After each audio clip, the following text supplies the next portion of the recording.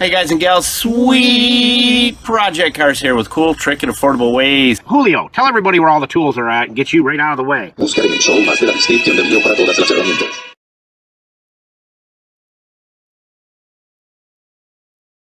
Alright guys, I'm going to show you how to strip clear off of old rims. This is an old rim off a 2000 Grand Marquis.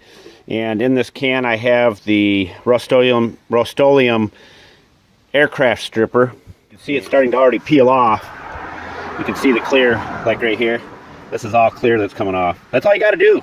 And then you can, like these corroded areas where it didn't have clear to protect them, you can go in there and use some mothers on it and buff it all up and clean it up. But look at this. Look at all that stuff just coming right off.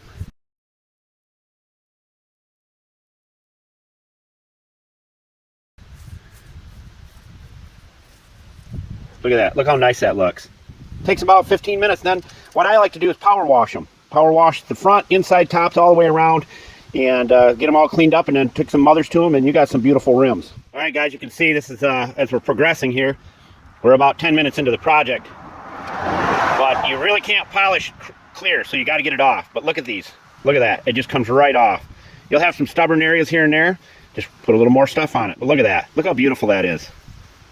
Comes right off. Power wash it all nice and clean. Get inside by the bead in this area here. Look at it, it's all coming off in that area up there.